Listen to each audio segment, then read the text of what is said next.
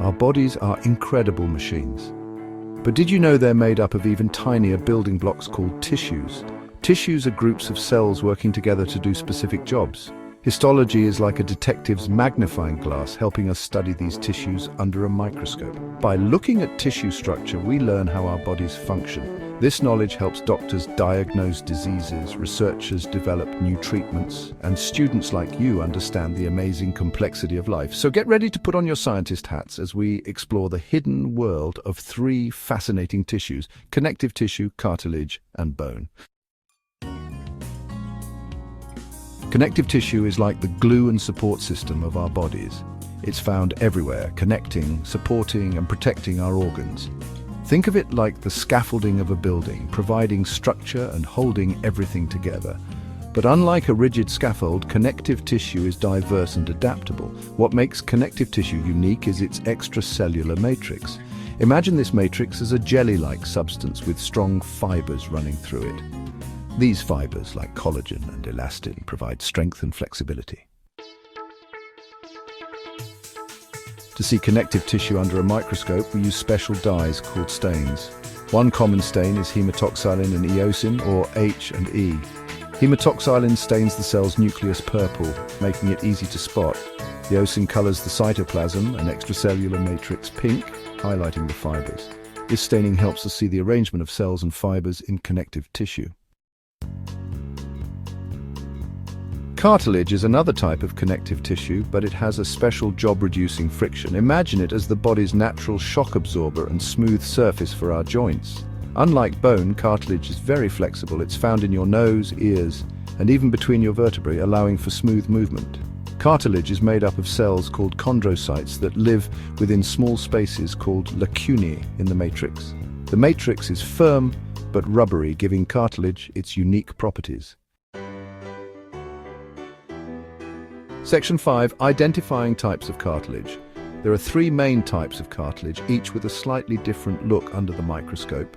First, we have hyaline cartilage. It's the most common type, found in your nose and trachea. This type of cartilage has a glassy appearance with fine collagen fibers. Next up is elastic cartilage. This type is super flexible due to its abundance of elastic fibers.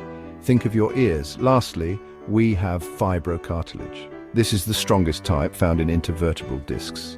It has thick bundles of collagen fibers. Section 6. Bone, the strong scaffolding inside you. Bone is the strongest tissue in our body, providing support and protection for our organs. It's like the framework of a house, giving us our shape and allowing us to move. But bone is not just a hard, lifeless material. It's a living tissue with its own blood supply and cells called osteocytes. These cells live in tiny spaces within the bone matrix. Section 7. Bone special staining. To see bone under a microscope, we use a special stain called hematoxylin and eosin, or H and E. Hematoxylin stains the nucleus of the bone cells a purplish blue, while eosin stains the bone matrix pink. Another commonly used stain is the Masson's trichrome stain. This stain colors collagen fibers blue, muscle tissue red, and bone cells and red blood cells are bright red. Section 8. Spotting the differences: connective tissue, cartilage, and bone. Now that we've met our three tissue stars, let's see how to tell them apart under a microscope. Connective tissue. Look for cells scattered within a matrix of fibers. The types of fibers and their arrangement will vary depending on the specific type of connective tissue. Cartilage. Look for chondrocytes sitting in lacunae within a smooth matrix. The amount and type of fibers will help you determine the type of cartilage. Bone. Look for osteocytes trapped within lacunae in a hard, calcified matrix. You'll also see concentric rings called lamellae, which give bone its strength.